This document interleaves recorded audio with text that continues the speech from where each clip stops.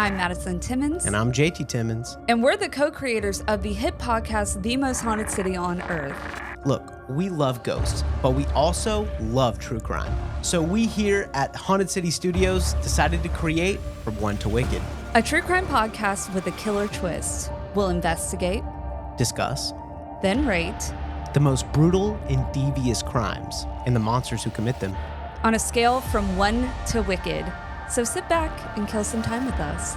And remember, next time you're walking down the street, You might just be passing a perfect Wicked 10.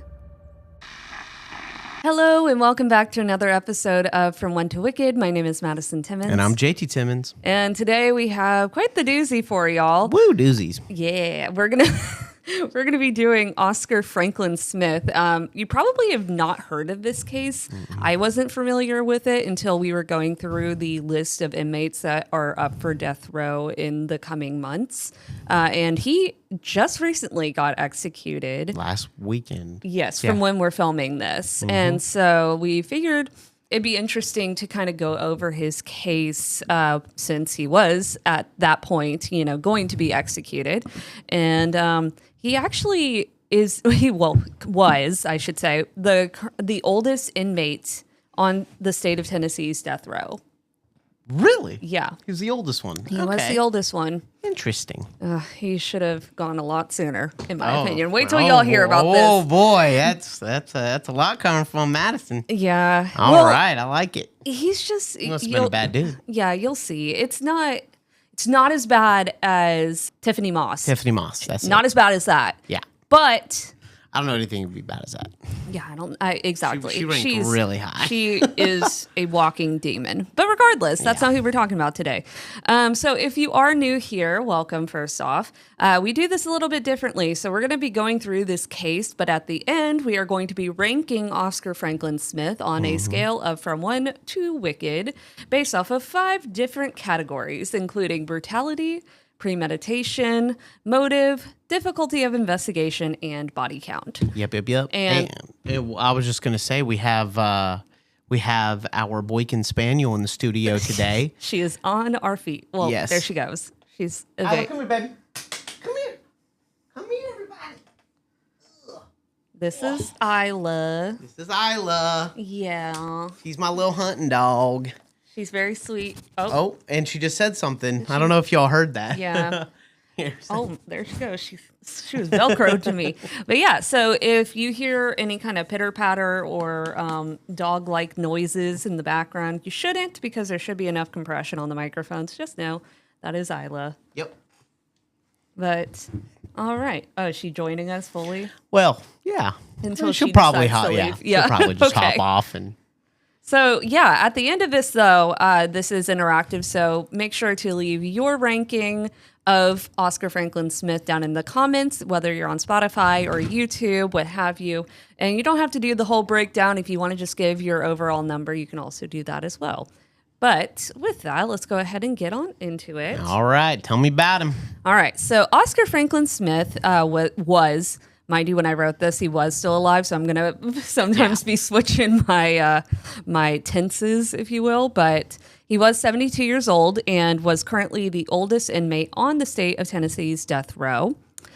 He was born on March 25th, 1950.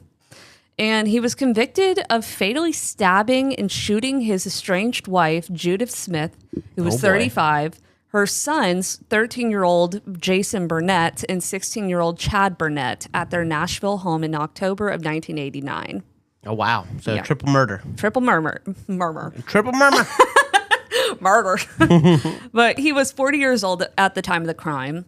Also, here is a photo of him in prison fairly recently. It looks like that. Criminal Santa. He does look like Criminal Santa. Yeah. He's kind of freaky looking. Oh, he's super freaky looking. But his execution was going to be the first in Tennessee since February 20th of 2020, when Nicholas Sutton was put to death in the electric chair. In the electric chair? Yeah. In 2020? Yes, because Holy crap. Tennessee has the right to choose your execution method. He did not, we'll talk about this, he didn't pick his okay. his choice. So he automatically got lethal injection. That's the default. Yeah, default. But this guy chose the electric chair. Wow. Yeah. So I don't see why anybody would choose that method, but, as one does, I guess. But yeah, this is what Oscar looked like when the times of the crimes would have happened. Okay. So very creepy. And we'll just go ahead and get into it. Now, we're going to be bouncing around a little bit on this timeline because you have to get some of the backstory a little bit to understand what happened, because otherwise it makes zero sense why anybody would commit this crime. But the murders occurred on October 1st, 1989. And at approximately 11:20 p.m. on Sunday, October 1st, 1989, the Metropolitan Nashville Police Department received a 911 emergency call from 324 Luddy Street, which was Judy Smith's home in the Woodbine section of Nashville. And on the tape of the call, which was later technically enhanced and played at trial, a young man's voice identified at trial as his stepson, Jason Burnett, who is heard crying, "Help me." Wow. In the background, another male identified as the other stepson, Chad Burnett, is heard shouting, "Frank, no, God, help me." Ooh. Yeah. Some people did call him Frank, but we're not giving him the pleasure of getting a nickname, so he will be Oscar for this episode. Okay. But the call ended abruptly with Jason stating only 324 Luddy Street. That's the last words he ever said. Okay. And officers who were dispatched to the scene arrived at the house 5 minutes later, so pretty good response time, but they knocked on the front door and received no answer.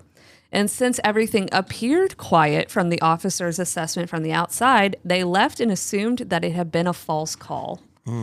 So they could have been saved, in theory, if the police had actually entered the house. But they probably couldn't necessarily. Yeah, there wasn't probably cause, I don't think, because they could. Yeah, because I feel like they would enter the house if they were like, "There's something really off off but with here." that type of call, I feel like I mean, obviously, I feel like that's probable cause. Yeah, in my opinion, that would be. But I guess I'm not a police officer, so I don't know what their rules are with that. We have any officers listening? Maybe shoot us a comment. Yeah, shoot us a comment and tell us if they would have been allowed inside the house just from that call. Because in my opinion, that sounds like somebody in immediate danger. Sure. So. Sure. But nonetheless, the next day on October 2nd, 1989, at 3 p.m., the bodies of Judy, Jason, and Chad were discovered deceased inside the home. Wow. And this is a newspaper clipping of about this particular crime. And it said, "Dead woman's husband faces assault counts." And so this is Judy. This one is Chad, and this one is Jason. Gotcha. And so Chad's body was found lying face up on the kitchen floor. The room was extremely disheveled. The phone had been ripped off the wall, and large quantities of blood were on the floor and wall. An awl, which is a tool that is similar to an ice pick and often used in leatherworking, was found in the room, which... If you don't know what an awl is, I didn't know what an awl was when I was reading this. I pulled up a picture for us all. Oh, oof. Yeah. So it literally looks... That is ghastly looking. Yeah, it looks like an ice pick. Yeah. That reminded me of what Jason Voorhees used to kill. Yes. Yeah. You're 100% right. Jeez. Really disturbing. Imagine getting spiked with that. That's terrible. Yeah. And it doesn't look like ultra sharp, so it's like blunt. Is it called awl because that's like the sounds you make when you get stabbed with like, oh. That's how the name. Maybe. I mean, seriously. I have no idea, actually. No, not seriously. But now, Chad had been shot 3 times, once in the right shoulder, once in the upper chest, and once in the inside left eyebrow. My God. The last 2 wounds were contact wounds and had been fatal. Chad had also been stabbed several times in his chest, back, and abdomen with a sharp needle-like weapon, such as an ice pick or awl, and with a knife. Wow. So he stabbed him with multiple instruments. Okay. And his neck had been slashed, and there were defensive wounds on his hands. All of his injuries had occurred before death. Wow. So he's fighting back and running away. this and child. trying to get away from someone. Right. Yeah. Like How old did you say it was again? The boys are both 16 and 13. Jeez. Yeah. That is terrifying. Yeah. And it's like not even their dad. This is their stepdad. So like that's even Stepdad from hell. literally. Now Judy's body. So Judy Smith was found lying on her back on a bed in the front bedroom. There was blood splattered on the paneled wall next to the bed. She had been shot in the left arm and neck. And the second gunshot wound, caused by a gun fired from a range within 2 feet, had severed her spinal cord and produced instant paralysis, rapid unconsciousness, and death. Goodness gracious. Yeah. Shortly after death, her neck also had been slashed, and like Chad, she had been stabbed with a knife and a weapon resembling an awl or ice pick. I bet the crime scene was just It's gory. It's super gory, so much so that they did not publish, and they published a lot on this, mind you. No photos of inside the house were published. Yeah. So it's probably just gnarly, I'm sure. blood everywhere. Yeah. And also, you could tell, just like, even if you didn't know who committed this crime, you knew somebody hated this woman, because not only was she killed immediately from that gunshot, this person continued to stab her after the fact, which you only do if you genuinely hate You just someone. want to mess a body up. Exactly. Because you can't stand it. Right. You've like dreamed about doing it. Exactly. Yeah. And the medical examiner believed that both Judy and Chad had died from multiple gunshot and stab wounds. There was also a bloody handprint on the sheet that was missing the 2 middle fingers. So remember that, because that's going to come into play later. Okay. That's weird. Yeah. So Jason's body was discovered lying on his left side on the floor at the foot of the bed on which his mother was laying dead. So in the same room. Okay. He had not been shot. There were numerous defensive wounds on his hands. His neck had been slashed, and he had been stabbed in the chest and abdomen. 2 of the wounds to the abdomen had been fatal because they cut major veins. And his small bowel protruded from his body through these wounds. Oh. Yeah. Now you see why they didn't post any of the photos anywhere. Lord, no. And their kids. So Yeah, exactly. All of Jason's injuries had occurred before death. The medical examiner testified that Jason had bled to death over a period of several minutes as a result of the multiple stab wounds. So he didn't get the niceties of being able to die instantly. Like, he suffered for a while there. Sure. And here's another photo of all 3 of them without the article. Okay. So, Okay. all 3 victims had been dead for at least 12 hours before they were discovered. There were no signs of forcible entry into the house. The back door had been left open, which was weird. But there were signs of a struggle in the house, particularly the kitchen, where a leg had been broken off the table. Mm-hmm. And a .22 caliber cartridge was found on the rug in the den, because every killer just can't get enough of a .22. They love them. I guess because it's cheap and easy. It's cheap and efficient. Yeah, I guess so. And quiet. Yeah. Yeah. An identical type of bullet was removed from the bodies of both Judy and Chad, who forensic ballistics experts determined had been shot with the same gun. There were bullet holes in the walls of the front bedroom and the den, and there also was a path of splattered blood that led from the den down the hall to the kitchen. Drops of blood in the bathroom indicated that someone had attempted to clean themselves up in that room. Okay. Which is always so disturbing whenever you hear about killers after the crime has been committed cleaning themselves in their bathroom. Like, there's something about that has always been so unnerving to me, where it's like this person is like wandering around a house with like multiple people that they just killed, just like doing their thing, like, gotta clean the blood out of this. It is a disturbing thought. It's a disturbing thought. It's very like Patrick stepping Bateman. over the bodies. Yeah. Yeah. You know, but so yeah, it's weird. But this was a photo from the funeral of all 3 of their caskets. Here's some more photos from their funeral. This is the plot where all of them are buried.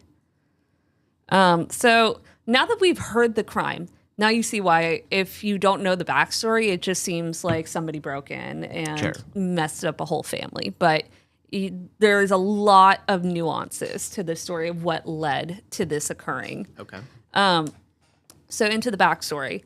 Oscar Smith and Judy Smith got married on August 8th, 1985, only four years before the murders. And Oscar Smith already had 2 children from his first marriage, Laura, who was 18, and his son Merle, who was 15. Isla had no nice things to say about that. He's like, he needs to die. I'm sure that's what she said. But anyway, so his daughter was 18 and his son Merle was 15. Judy also had 2 sons from a previous marriage, Chad and Jason. And both of Oscar's kids lived with his parents in Pleasant View, Tennessee. Pleasant View. Yes. And in December of 1986, Judy and Oscar Smith had twin boys, Chris and Casey. So these are Oscar's biological children that he had with Judy. And for 4 months before the murders, on June 17, 1989, the Smiths separated and a divorce action was pending at the time of the murders. Judy Smith had been awarded temporary custody of the 3-year-old twins, who were their shared children, with Oscar receiving visitation every other weekend. A key tension in the divorce was which parent would receive custody of the twins, which is really common in divorce cases. It's usually the messiest part. But there was testimony given during a custody hearing that stated that Judy, Chad, and Jason were afraid of Oscar. I wonder why. Right. And in June 1989, Oscar and Jason had gotten into a fight at Oscar's trailer on his family's farm in Pleasant View. So Oscar was living in this trailer on the family plot just so that he had a place to stay during all of this. Got it. But Oscar had bitten Jason on the back and held a gun. Bitten him. And held a gun to his head. Okay. Yeah. Like, also weird flex. Like, imagine getting into a fight with your stepson and being like, I'm going to bite this motherfucker. Like, yeah, no, literally. It's like, what? Wow. Okay. He's impulsive. He's very, very impulsive. You could tell. He had demanded that Judy and the older boys get out of the trailer. And he also threatened to kill Judy if she tried to take the car, the twins, and if she took a warrant out on him or notified the police. Okay. So literally, if she did anything to protect herself and her kids, he was like, I'm going to kill you. Yeah. Psychopath summer. Mm-hmm. And in August of 1989, Judy returned to Oscar's trailer to get her clothes, the car, and other items.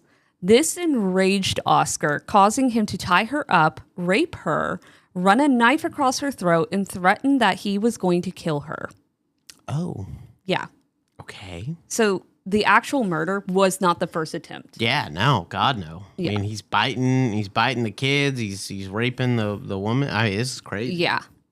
And at the time of the killings, warrants were pending, which would charge Oscar Smith with aggravated assault based on these 2 incidents. So he was going to jail no matter what. Yeah, but it sounds like. In summer of 1989, though, a few months before the murders, Oscar called Judy several times at the local Waffle House where she was currently working. Mm-hmm. And according to a fellow employee who listened in on the constant phone calls by Judy's request, he threatened to kill Judy again. Wow. And so also clear sign that he's unstable if he's calling her work and, doing that, where she's like, hey, I need you to listen in on my phone call. Exactly. That's so disturbing, but they're scared of him. Very much so. And a direct quote from this was, he told her he would shoot her and stab her. Once he threatened to kill Chad and Jason because she was better to them than she was to his twins. Ooh. The last call occurred in August of 1989. Yikes. Weeks before the murder, when Oscar was picking up the twins for visitation 2 or 3 weeks before the murders, he told Judy's father, you tell Judy that I've been playing with her with kid gloves, but now the gloves are coming off. Oh. He said that to her father. Yeah. Like, that is some nerve. Like, that is full nerve. And after another time, he said that he would kill Judy if she ever left him. One of Oscar's coworkers at Maintenance Service Corporation in Laverne, Tennessee, testified that in the early summer months of 1988, Oscar offered to kill his wife if he would in turn kill Judy. So he was trying to corroborate with his coworker who I guess didn't like his wife either. Sure. And he was like, I'll kill your wife if you kill mine. Like, it's nuts. Also something I could never imagine. Like, I could never imagine going to work and being like, listen, we both hate our wives. You know, we could easily get away with this if we just take each other's wives out. But I'm like, it's so bizarre. It's just crazy because the signs are there. It's it was the same thing with Tiffany Moss. It's like the signs are there. He said he was going to do it, and then he freaking did it. And it sucks too because he threatened Judy and the kids so much that she probably was actually terrified to go to authorities. Because I mean, he literally laid it out. If you do this, this, this, and this, which is like quite literally everything you do to get away from someone, he's gonna kill you. Yeah. And so it's crazy. So yeah, he tries to get his coworker to kill Judy. And 2 weeks later, Oscar told his coworker that they could plan the killing so that each man would be out of town when the other killed each other's wives. Wow. Yeah. Wow. Yeah, he was like full on trying to plan this out. But then 2 weeks, or excuse me, 1 month before Judy and her sons were killed, Oscar asked another coworker if he knew anyone who would kill his family. Like, why is nobody reporting him? Why is no one going like maybe we should not let him continue saying these things? Right. Like, what? Like, where is HR? Yeah. Seriously. Seriously. That seems like a very... Again, we're not victim blaming, but I'm just like, it's like if someone told me that, I'm going right to the cops. Yeah. Like, I don't care how much they scare me. I'm not going to, sit around while this dude's talking about killing his, family. Right. It's just crazy. I don't know. Well, and it's like hindsight's 2020. Yeah, hindsight's 2020. And That's so true. people could have been seeing him as like, oh, he's just crazy. Or he's just joking. Yeah. Which I don't know how you can joke about that, but right. whatever. But nonetheless. And then 2 weeks later, after that, Oscar told the same coworker that he would offer $20,000 to have someone kill Judy and his 2 stepsons. Wow. He specified that his twins were not to be killed, though. Yeah. And so obviously nobody took him up on that offer. And then on October 1st, 1989, the night of the crimes, first off, here's some photos that we were able to get of the crime scene. They only had photos from outside of the house. So they're carrying out the bodies here, collecting evidence, as you can see with the bags. Here's a photo from the window of them looking into the bedroom where they found Judy. It's a good photo. Yeah, it is a good photo. It's very creepy. It's giving Hitchcock. Yeah. Yeah. No, it is. And then here's what the house looked like, all taped off with the media and whatnot. They're removing evidence. Do we know if the house still stands? No. Okay, so yes, technically, it does not look anything like this. Oh, okay. But it's the same bones? Yeah, I think so. Yeah. It's very rough. If you look it up on Zillow, it don't look good. How much she worth? It's like 180,000 or something like that. That ain't bad. Because it's literally the murder house. It's a money pit. Oh, that's why. Oh, it's like real rundown. Yeah, it's real rough. So no one lives in it. Doesn't look like it. Oh. Somebody might own it, but it doesn't look like anybody occupies it. It's not like up for sale or anything. Sure. But yeah. We should make that kind of like a segment on this, is like find out how much the murder houses we talk about are worth and where they're located. I will say I tried really hard to find where Oscar's trailer was located.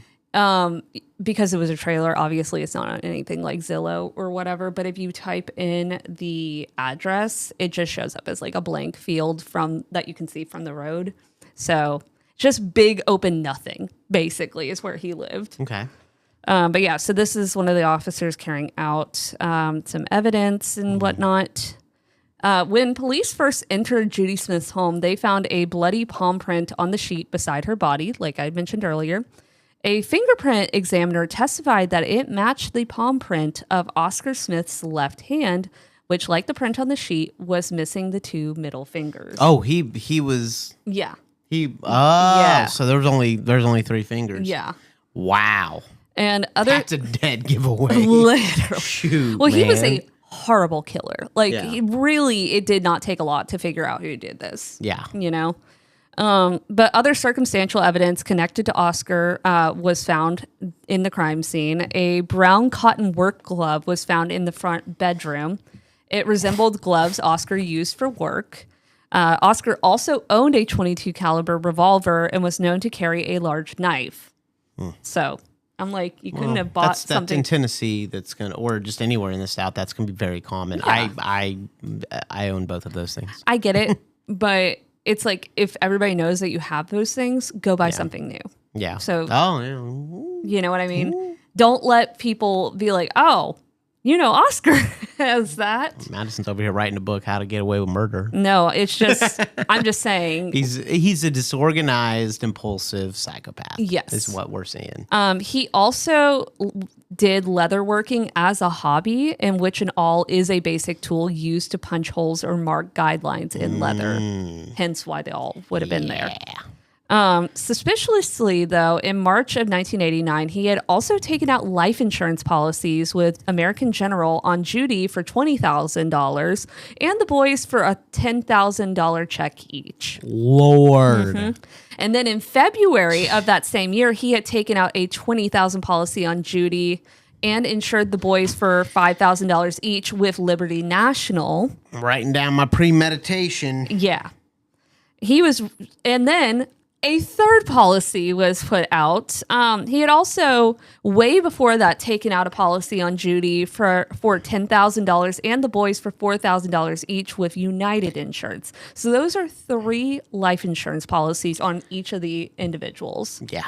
He's planning the crap out of this. Because of this, he was the beneficiary of $88,000 of life insurance on the lives of Judy and her 2 sons, who are not his own sons. Wow. So, which also is really surprising that he was able to, because I don't know the nuances of this exactly, but I feel like you shouldn't be allowed to take out policies on your stepchildren unless you adopt them. Right? Yeah. Like, I feel like that's not a thing. Yeah, but if it's his wife's kids, then yeah, that would probably... I don't know. There's a lot of other nuances out there that you can do that you literally are not allowed to. They probably have to, like, live with them and stuff. Maybe. We've seen cases where somebody... or what was the case? We just recently watched a case where the woman killed her husband because she wanted custody of her stepchildren. And because she hadn't adopted them, she wasn't allowed to have custody of them. Okay. So because she wasn't technically their mother. And so I'm like, how did he get away with that? Again, I don't work in life insurance. I don't know exactly how that goes. But to me, it just feels weird that he was allowed to do that. But yeah, so after all of that, Oscar testified that on October 1st, 1989, he drove to Nashville and met Judy, Chad, and Jason and the twins for breakfast at Shoney's. So the morning of the murder. Breakfast at Shoney's. Yeah. It's a good breakfast. It is a good breakfast. And after breakfast, they all went to Judy's home on Luddy Street, where Chad and Jason babysat the twins while he and Judy went out to look for a used car for Judy because he wanted the car. Yeah. Oh, wow. So they went car shopping. That afternoon, Oscar and Judy went to the Waffle House at I-40 and Charlotte Avenue and had coffee there until about 5 p.m. Then they went to eat dinner at the Gold Rush restaurant and later stopped for coffee at another Waffle House located at I-24 in Harding Place. They stayed there until about 9:30 p.m. Okay. Eventually, they returned to Luddy Street, and Chad and Jason came out to Oscar's car with the twins. He then drove the twins back home with him to Pleasant View, which is approximately 31 miles from Judy's home.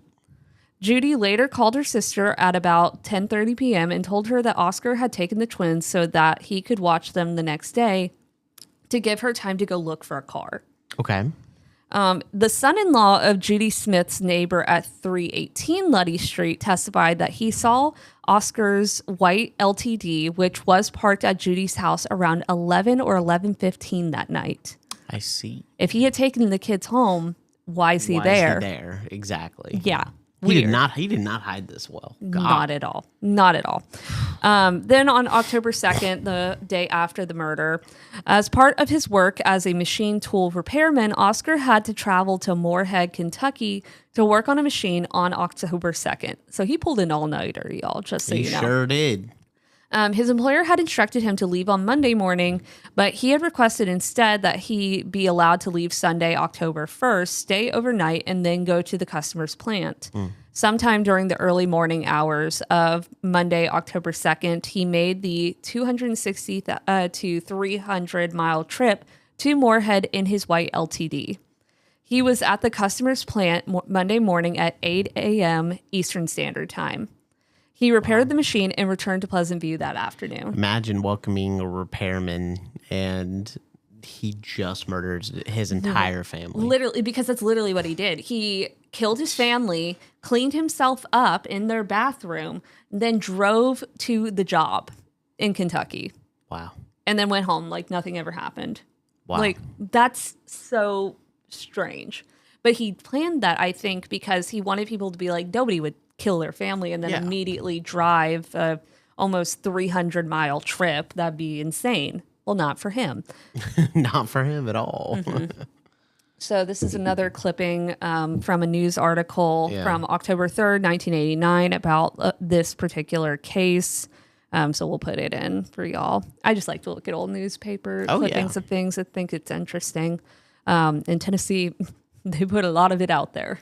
A lot of the clippings. But during the early investigation of the murders on the afternoon of October 2nd, 1989, Detective Mike Smith of the Metropolitan Police Department was ordered to travel to Robertson County to find Oscar Frank Smith in order to ascertain the location of the twins and obtain possible information about Judy Smith's activities over the past few days.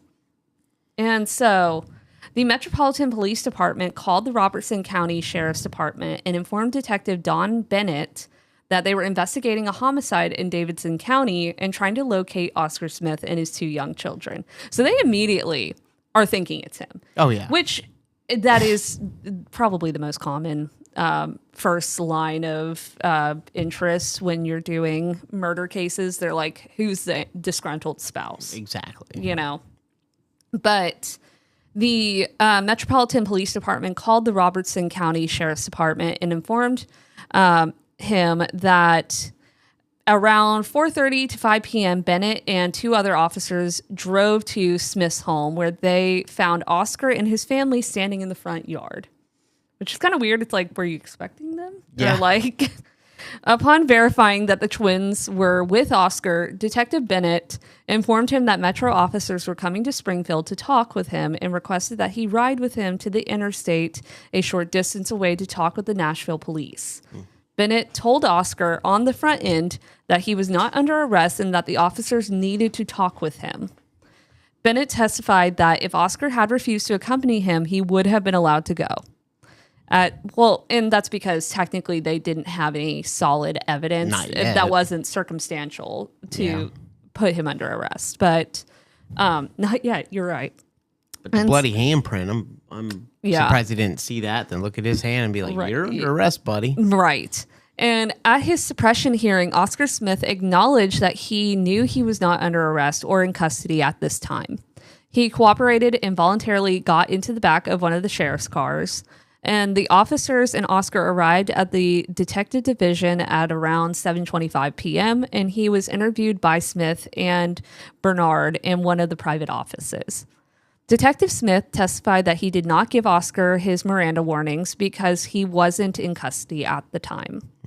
Smith testified that Oscar Smith was not a suspect, that he was only being interviewed to verify the whereabouts of himself and his twins, and that if he had asked at any time to leave, he would have been taken home. Apparently, he was calm and cooperative and agreed to talk with the officers who spoke with him for about 35 minutes, obtaining general information about Judy Smith, himself, and the twins. During this time, Oscar signed a form giving his consent to officers to search his house and vehicle. The detectives did not inform Oscar of the deaths of his wife and stepsons until late in the interview. And so questioning was terminated when Oscar asked to talk to an attorney. And he was allowed to return home at that time, which was around 8:30 p.m. Oscar Smith was not charged with the crime until November 6th, 1989. So almost a month later. Yeah. A little over a month. So Oscar never asked why he was being questioned and spoke of his wife in the past tense before he was told of her death. Oh. Yeah. He is dumb. He is stupid. He ain't the sharpest tool in the shed. No, he's not. Oh, man, dude. And Oscar... Not the murder squad. Literally. Dude's wearing a jacket called the murder squad. Oh, I didn't even notice that. That's crazy. Yeah. Yeah, we have another newspaper clipping here from the Tennessean. And yeah, the officer's jacket literally says murder squad. Just kind of fire. Yeah. But Oscar told the officers that he had gone out with Judy on Sunday to look for a car and claimed they were getting back together. No, they were not. He said he left Nashville with the twins around 9 to 9:30 p.m. He arrived at his mother's house sometime between 10 and 10:30 p.m. and then left there at approximately 10:30 p.m. to drive to Kentucky. Now, all of that makes sense. Yeah. He's trying to be slick here. Yes. He's like, oh, I'm taking her car shopping because that's something that would be like a future, like that she has a future to drive this car that she's going to buy. Let's go buy it, honey, because it's definitely not me who kills you in 12 hours. Exactly. So that's what he's trying to be slick. He's just doing it horribly. Right. Well, and like I will give him that. Like his times match up. Yeah. Except he didn't leave to go to Kentucky. Except he's missing two of his middle fingers and leaves a fucking handprint. That is the messiest part of the whole thing. I'm like, how did you do that? How did you not take the sheets off the freaking bed? I know. Like, that is like, duh. I know. Like, anyways. Make it, break a window, make it look like you broke in. Like, I mean. I don't know. He just was lazy. Yeah. And, well, he had to be in Kentucky at 8 a.m. So he's like, gotta wrap it up. But, jeez, Lord. When he was told about what had happened to his wife and stepchildren, he asked no questions about the circumstances of their deaths and displayed little emotion or concern. The officers noticed he had some abrasions on his hand, elbow, back, and shoulder blade as well. And so here's some more clippings. And this is him at trial. Man needs a toupee. Real bad. Yeah. And that's him at trial also. Oh, he's a lot thinner. Mm-hmm. Man, what are they feeding him in prison? Nothing. Air. Huh? Air. No. I mean, like currently, he's a big boy. I mean, well, he was a big boy last week. I guess so. But wait till you hear about his final meal. So... Can you be vegetarian in prison? I don't know. Anyway, let's keep going. Maybe you can. I don't know. Just thinking. But during trial, Oscar presented an alibi defense through his testimony and that of his family. He and his witnesses that he curated, of sorts, all testified that he had been at his home in Pleasant View from 10 until 11:15 p.m. Then he drove directly to Moorhead, Kentucky. Then why was your car in her driveway? That makes no sense. He claimed that he had gotten the abrasions when his dog had jumped on him upon his return home Monday afternoon. Oscar denied committing the murders, threatening his wife, or assaulting Judy and Jason. He claimed he was being framed and insisted that he and his wife had been rekindling their relationship. Oscar and his witnesses also denied that he owned in all a .22 caliber revolver or a large knife. And that knife being enough to have caused the victim's wounds. Mm-hmm. He denied trying to hire someone to kill his wife. He denied basically everything. He had no idea how the bloody palm print, missing 2 fingers, just like his own hand, and identified by an expert as his print, came to be on the sheet next to his wife's body. Well, how? He's like, oh, what a weird coincidence. But I wonder how he lost his fingies. Probably because he worked with heavy machinery. I would assume it was an accident, but that's just me speculating. So, yeah, he basically, the state's theory was that he overall just was completely denying that he was at Judy Smith's residence on Luddy Street at 11:22 p.m. on October 1st, 1989, and that Oscar Smith had planned the murders of his wife and stepsons. He had planned to leave the twins with his mother at around 10:30 p.m. He made the 30-minute drive back to his wife's home, committed the killings, and then drove to Moorhead, Kentucky. The jury obviously did not accept the defendant's alibi defense and found the defendant guilty of 3 counts of premeditated first-degree murder. He's mega guilty. He's mega guilty. Just sloppy killing. And I'm not condoning that you should do non-sloppy killing. I'm just saying if you're going to do it, at least be not try this. To cover it. Yeah, don't be this ignorant. But at the sentencing hearing, the state presented the records of the 3 murder convictions, photographs of the bodies of Chad and Jason Burnett, and the testimony of the assistant Davidson County medical examiner concerning the suffering of the victims. Oscar presented personnel and an inmate from the Davidson County Jail, where he had been incarcerated since his arrest, to testify that he had been a good prisoner. He's like, but look, I've been such a good cell buddy. Cell buddy. Several of his coworkers testified that he was a good employee. Doesn't mean you can't murder your whole family. But his mother and his daughter from a previous marriage testified about his character and the fact that he had a severely mentally disabled teenage son who depended emotionally on him. Which I'm like, okay. But there was evidence that Oscar had suffered a nervous breakdown while on a business trip to Utah at some time in the past, and that he had been hospitalized for depression in April of 1983. They're trying to get him out of the death penalty. Yes, correct. Oh, yeah. The psychiatrist who had treated him at the time testified that he had exhibited symptoms of paranoia or hypervigilance and had an adjustment reaction. Dr. Gillian Blair, a clinical psychologist, had evaluated that Oscar in November of 1989. She diagnosed him as suffering from a paranoid personality disorder, chronic depressive neurosis, and paranoid delusional disorder. She described his family as dysfunctional. His father was diagnosed paranoid schizophrenic. Wow. And Dr. Blair felt that Oscar Smith would pose no danger in the highly structured environment of prison. Heard that. Heard that. And in response, the state presented the testimony of Dr. Leonard Morgan, a clinical psychologist from the Dede Wallace Center, who had examined Oscar to determine his competency to stand trial. Dr. Morgan believed that Frank, or Oscar, was not suffering from any mental illness, only personality disorder, and was not delusional. He stated that Oscar Smith had told him he did not want to use an insanity defense because he would have trouble later getting a home loan. How disturbed do you have to be in this position and say, well, I don't want to get an insanity defense because when I get off and I get to go home, I want a home loan. Like, yeah. What do you mean? Like, wild. That's delusion. That's, But on July 26, 1990, Oscar Smith was sentenced to death by a jury in Davidson County.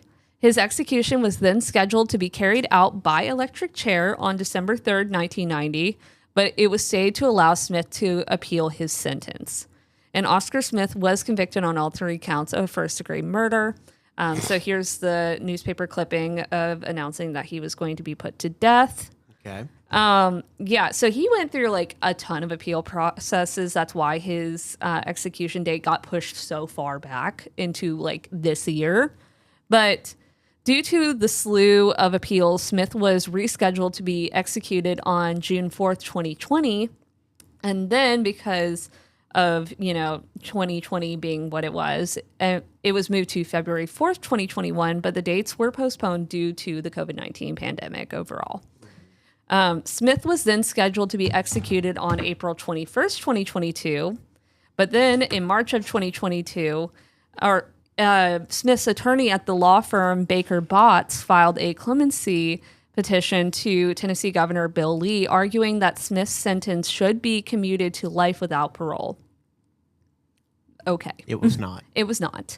Also, because he was sentenced to death before 1999, Smith was allowed to choose his method of execution, with the options being lethal injection in the electric chair. both are gnarly choices. Both are really gnarly. And on April 1st of this year, it was announced that Smith had declined to choose a method, meaning he would be executed by lethal injection. He currently not anymore. He was residing when I wrote this. So he was residing on death row at Riverbend Maximum Security Institution. It sounds so pretty. I know, right? Riverbend Maximum Security Institution. That also shows you how unstable this man was, that they put him in max security. Oh, yeah. Oh, yeah. But Smith has always maintained his innocence, but Miller, who was one of the attorneys, said the evidence speaks for itself. He knows he's guilty, and I know he's guilty, and I think anybody that worked on that case, there was no doubt, said one of the attorneys. He is now scheduled to be executed on May 22nd, 2025, which... We're recording this on the 27th, and he was killed on the 22nd. Exactly. And to finish it out, his final meal that he requested was hot dogs, tater tots, and apple pie with vanilla ice cream. Solid final meal. Yeah. It's a poor man's meal if I ever heard it, but yeah, you know what? It sounds good. He wasn't worried about the gas that comes after. Anyways, so yeah, that is the case of Oscar Franklin Smith. Now you see... Wait, did he... What? Were the hot dogs Oscar Mayer Wiener? I mean, come on. Probably not. I would assume they're like Walmart Oscar booty Franklin, brand, you know? Not Walmart booty brand. Damn it. Now we're never going to get sponsored by Walmart. They would never sponsor this to begin with. But yeah, they wouldn't. All right.